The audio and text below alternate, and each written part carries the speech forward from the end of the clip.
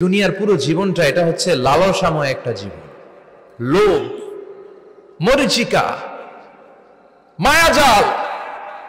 এই মায়াজালে আমরা আটকে আছি, ফলে মৃত্যুর কথা আমরা ভুলে গিয়েছি।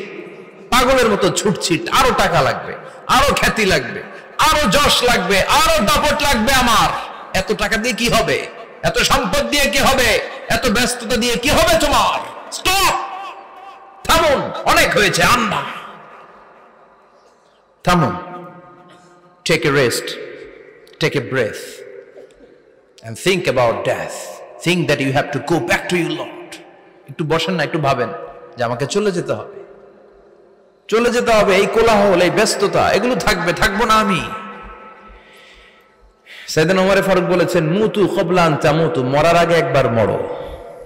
হাসিবু ক্বাবলা আন তুহাসাবু আলাইকুম, তোমার হিসাব নেওয়ার আগে তুমি একবার নিজের হিসাবটা করো না। কাগজ বের করে একটু লিখো না কি কি ভালো কাজ করছিলা, যেগুলো দিয়ে নাজাতের ওসিলা হতে পারে। 1 2 3, আর কি কি আকাম কুকাম করছো দেখো না, লিখে দেখো তোমার অবস্থাটা কি। মরার আগে একবার মরো। মরার আগে খাটের মধ্যে শুয়ে শটান করে চোখ বন্ধ করে একবার মরার ভান করে দেখেন কেমন লাগে। চোখটা বন্ধ করেন আর ভাবেন আপনি নাই, কি কি হতে পারে ভাবেন। আপনার ছেলে মেয়েরা কান্না জুড়ে দিবে, আপনার প্রাণের স্ত্রী বিলাপ শুরু করে দিবে, বন্ধু বান্ধবের চিৎকার আর মাতম, স্থানীয় এলাকার মসজিদে ঘোষণা, অমুক এলাকার নিবাসী অমুক ভাই অমুকের ছেলে অমুক দুনিয়ায় নাই। সব আত্মীয়রা চলে আসবে, ফেসবুকে স্ট্যাটাস দেয়া হবে, সবাই সবাইকে জানাবে বিকাল 4টায় অমুক হাই স্কুল ময়দানে আপনার জানাজা। ছুটে আসবে, সবাই ছুটে আসবে আপনাকে শেষ বিদায় দিতে, গুড বাই জানানোর জন্য, আল ওয়াদা, বিদায় জানাতে আসবে সবাই। 4 তাকবীর দিয়ে আপনার জানাজা হবে, অশ্রুসিক্ত জানাজায় আপনার বিদায় হবে। কাঠের খাটিয়ার মধ্যে করে কাঁধে তুলে আপনার কবরে নেওয়া হবে। আগে থেকে খুঁড়ে রাখা কবরটার মধ্যে আপনারে বিছিয়ে দেয়া হবে। বাঁশের কচি দিয়ে তার উপরে মাটির চাপা দিয়ে সব চলে যাবে। ভাবেন না একবার চোখ বন্ধ করে, this is the circle of life, this is the nature of life. এটা সবার হবে, আমার হবে, আপনার হবে। এত মায়া, এত ভালোবাসা কই যাবে? কেউ থাকবে না, সবাই আপনার অন্ধকার কবরে রেখে দিয়ে চলে আসবে। উপরে বাঁশের কঞ্চি, তার উপরে মাটির চাপা, অন্ধকার আর অন্ধকার। এই অন্ধকার যেন শেষ হতে চায় না, শুধুই অন্ধকার, ঠিক কিনা? এজন্য আমাদের চলে যেতে হবে।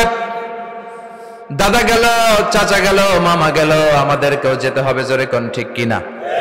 একদিন মাটির ভেতরে হবে ঘরে মন আমার, কেন বন্ধ দালান ঘর, প্রাণ পাখি উড়ে যাবে পিঞ্জর ছেড়ে।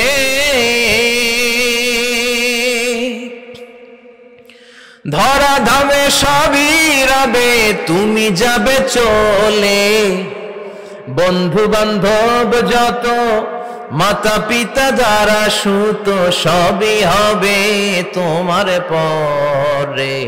মন আমার কেন বন্ধ দালান ঘর, একদিন মাটির ভেতরে হবে ঘরে মন আমার, কেন বন্ধ দালান ঘর, ঠিক কিনা?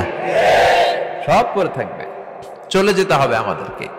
এজন্য আখিরাতের কথা যেন আমাদের স্মরণ হয়। বিশ্বনবী বলতেন, নাহাইতুকুম আন জিয়ারাতিল কুবুর, আমি তোমাদেরকে কবর জিয়ারত করতে আগে নিষেধ করতাম, কিন্তু এখন নিষেধাজ্ঞা প্রত্যাহার করে নিলাম। এখন সব সময় তোমরা কবরের সামনে যাবা আর জিয়ারত করবা। কবরস্থানে জানতো বড়ুয়া কৃষ্ণপুরের এই গ্রামের কবরস্থান আছে কোন দিকে? পূর্ব দিকে আছে, গোখরার জলের ওদিকে। যান আপনারা, একটু যাবেন, একটু গেলে আখিরাতের কথাটা স্মরণ হবে। ওখানে ছোট শিশুরা শুয়ে আছে, কিশোর যুবকরা আছে, আপনার মতো তাগড়া যুবক মুরব্বীরা আছে। এরা এই এলাকায় থাকতো, এরা আকাশ থেকে নেমে আসে না, এই এলাকার সন্তান আজ নাই। একটা সার্টেন পিরিয়ড শেষে আপনিও থাকবেন না। This is the nature of life, this is the circle of life. ছোট্ট শিশু হয়ে এসেছিলেন, শৈশব, কৈশোর, যৌবন, প্রৌঢ়ত্ব। আগে ছিলেন সিঙ্গেল, বিয়ে করে হয়ে গেলেন ডবল। এরপরে আল্লাহ আপনাকে একটা মেয়ে দিল, এরপরে মেয়েকে বিয়ে দিয়ে শ্বশুর হলেন, এরপরে ওই মেয়ের ঘরে সন্তান হতে নানা হলেন। আর কতদিন? অনেক দিন হলো তো, অনেক লম্বা সময় পেয়েছেন আপনি। Think about death. এবার যাওয়ার কথা ভাবেন। আখিরাতের সামানের কথা ভাবেন, ফিরে যেতে হবে। কি শক্তিশালী যুবক, বার্ধক্য চলে আসলে লাঠি ছাড়া চলতে পারে না। কুচকুচে কালো দাড়ি সাদা হয়ে যায়, দাড়ির শুভ্রতা, বয়সের ভার, রং ধরা যৌবন জং ধরে শেষ, ঠিক কিনা? This is the circle of life. যুবক ভাইরা, এটাই জীবন, চলে যেতে হবে, কেউ থাকতে পারবে না, ঠিক কিনা? এটা রিমাইন্ডার আল্লাহ এই সূরার ভেতরে দিয়েছেন যে তোমাদেরকে ফিরে যেতে হবে, এই লোভ লালসা ছেড়ে দাও। রব্বুল আলামিন বলেন, আলহাকুমুত তাকাসুর হাত্তা যুরতুমুল মাকাবির। ও গোলাম, দুনিয়ার সম্পদ, লোভ লালসা তোদেরকে পাগল বানিয়ে দিয়েছে। এই লোভ পাগলামি কোনোদিন তোদের থামবে না যতদিন না তোরা কবরে ঢুকবি, ঠিক কিনা? কার কথা? আল্লাহ বললেন, দুনিয়ার সম্পদ আর লোভ আর মোহে তোমরা গাফেল হয়ে গিয়েছো, আখিরাতের কথা বেমালুম তোমরা ভুলে গিয়েছো। কিন্তু আখিরাতে তোমাদের যেতেই হবে, কবরের বাড়িতে তোমাদের ঢুকতেই হবে, ঠিক কিনা? যেতেই হবে, আমরা ভুলে যাই। আলহাকুমুত তাকাসুর, অতিরিক্ত পাওয়ার লোভ, বেশি বেশি খাওয়ার লোভ, বেশি বেশি জমানোর লোভ মানুষকে গাফেল বানিয়ে দিয়েছে। এটা মানুষের স্বভাব, আরো চাই আরো চাই, এই স্বভাবটা আছে না নাই? দেখবেন ছোট বাচ্চারা মসজিদের দোয়া অনুষ্ঠান শেষে জিলাপি দেয় না? বড়ে কৃষ্ণপুর কি দেয়? আগে বাতাসা দিত না, এখন কি দেয়? জিলাপি দেয়, মিষ্টি দেয়। তো মসজিদের 2-3 গেট থেকে যদি দেয়, ছোট বাচ্চারা দেখবেন এদিক দিয়ে কয়েকটা নিয়ে আবার ওই গেটে লাইন ধরে। ওর হাত হলো ছোট হাত, ওর হাত ভর্তি জিলাপি, আর নেওয়ার জায়গা না, এরপর আরেক জায়গায় লাইন ধরছে, আরো লাগবে আরো লাগবে, এই আরো আরো আরো চাই। এই স্বভাবটাই মানুষকে কুড়ে কুড়ে শেষ করে দিয়েছে। এত লাগবে কেন তোমার? চাহিদার কোনো শেষ নাই, unlimited demand of human being. যার আছে বেশি তার চাই বেশি, যার সাইকেল আছে তার হুন্ডা চাই, হুন্ডা আছে তো প্রাইভেট কার চাই, প্রাইভেট কার আছে তো প্লেন চাই, প্লেন আছে তো হেলিকপ্টার চাই, হেলিকপ্টার আছে তো ওইটা চাই, ওইটা আছে তো সেটা চাই, ঠিক কিনা? এলাকার মেম্বার যে হয়েছে চেয়ারম্যান হতে চায়, আছে না নাই? চেয়ারম্যান সাহেব এমপি হতে চায়, আছে না নাই? এমপি সাহেব মন্ত্রী হতে চায়, আছে না নাই? মন্ত্রী সাহেব প্রধানমন্ত্রী হতে চায়, আছে না নাই? কিন্তু এই দেশে সুযোগ নাই, কথা কন। এই দেশে প্রধানমন্ত্রী সিলেক্টেড, 2-3 জনের বাইরে কেউ প্রধানমন্ত্রী হইতে পারবি না, ঠিক কিনা? আমার এই জীবনে তো আমি 2-3 জনই দেখলাম। বেগম খালেদা জিয়া, মাননীয় প্রধানমন্ত্রী শেখ হাসিনার ছোট্টবেলা দেখেছি এরশাদকে, আমরা তখন ছোট। তো মানুষের চাহিদার কোনো শেষ নাই, যার আছে বেশি তার চাই বেশি। এজন্য বিষ্ণু বলেছেন, উনজুরু ইলা মান হুয়া আসফালা মিন, তোমার চেয়ে যে খারাপ আছে ওর দিকে তাকাও। ওয়ালা তানজুর মান হুয়া আ'লা মিন, তোমার চেয়ে যে ভালো আছে ওর দিকে তাকায়ও না, তোমার চেয়ে যে খারাপ অবস্থানে আছে ওর দিকে তাকাও। অনেকে নিজের অবস্থান নিয়ে সুখী না, এরকম আছে না নাই? আল্লাহ আমার এটা দিল না রে, ওইটা দিল না রে, পাইলাম না রে, কিচ্ছু হয় না, কি করব জীবনে, হতাশ। আসলে আছে কিন্তু অনেক, কিন্তু শুকরিয়া নাই, ডাকাত, ঠিক কিনা? নিজের অবস্থান নিয়ে সুখী না, কিন্তু অনেক লোক আছে তারা আপনার অবস্থানে পৌঁছতে চায়।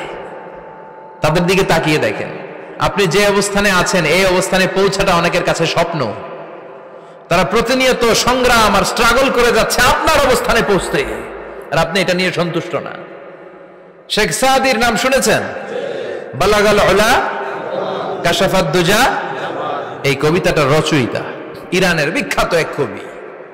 উনি একবার আর্থিক সমস্যার মধ্যে দিয়ে সময় কাটাচ্ছেন, টাকা নাই, পয়সা নাই, পায়ে দেওয়ার মতো জুতা নাই।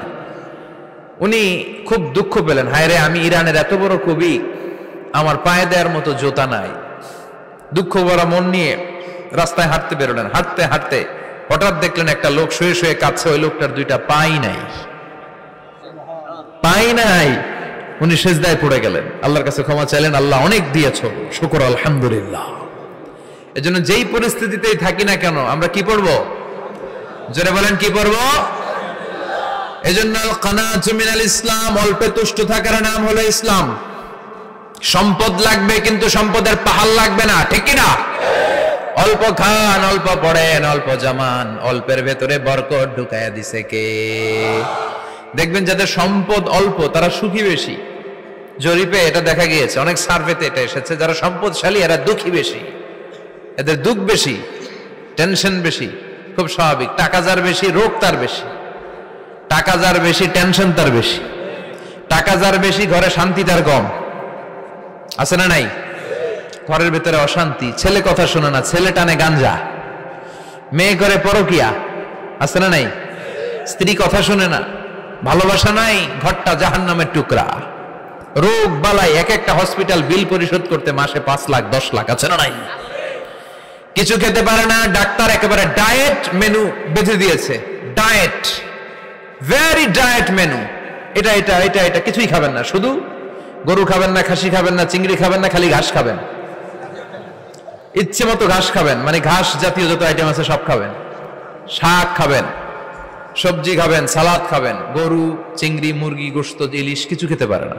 তাহলে রোগ বেশি, খাওয়ার মজা নাই, ঘরে সাংসারিক শান্তি নাই, খালি ব্যারাম আর ব্যারাম। ঠিক কিনা? কিন্তু সম্পদের পাহাড় ঘটেছে। আর অল্প যারা খায়, অল্প পড়ে, রিক্সাওয়ালা, কুলিওয়ালা, অল্প বেতনের চাকরি, কিন্তু হক হালালি মেনে চলে, দেখবেন শান্তি আছে অনেক। হ্যাঁ, বাসা ভাড়া দেয়, ফ্যামিলি চালায়, বাচ্চাদের স্কুল বিল, এরপরও মাস শেষে 1-2 হাজার টাকা হাতে থেকে যায়। আর ওর প্রতি মাসে 10 কোটি টাকা ইনকাম, তারপরও ব্যাংকের ঋণ আছে না নাই? সুখ কারে বলে? কিভাবে আপনি সুখকে ডিফাইন করবেন? সুখ তো টাকায় কিনা যায় না। শান্তি টাকা দিয়ে হয় না, শান্তি দেওয়ার মালিক কে? শান্তি আছে অল্প খেয়ে শুকর করার মধ্যে, শান্তি আছে আলহামদুলিল্লাহর মধ্যে। চিল্লায় বলেন ঠিক কিনা? এজন্য অল্প খাবো, অল্প পড়বো, অল্প জামাবো, অল্পের ভেতরে বরকত দিয়েছে কে? দেখেন, ধনী ভাইরা খেতে পারে না, কিন্তু রিক্সাওয়ালার কি সমস্যা হয়? রিক্সাওয়ালারা সব খেতে পারে। কুলিওয়ালা, দিন মজুর, এরা একেবারে স্লিম, সুঠাম দেহি, মেদহীন পেট, পেটে কোনো মেদ নাই, ভুড়ি নাই। আর কোটিপতিদের মেদ আছে না নাই? এত বড় বড় পেট। ঠিক কিনা? আমাদেরও পেট আছে, তবে হালাল পেট। এটা হারাম টাকা দিয়ে এই ভুড়ি বানাই নাই আমরা। ছেলে বলেন ঠিক কিনা? রিক্সাওয়ালা, কুলিওয়ালা নিজেও নামাজ পড়ে, বউ নামাজ পড়ে, বাচ্চাটাও নামাজ পড়ে, রিক্সা চালায় আর জিকির করে লা ইলাহা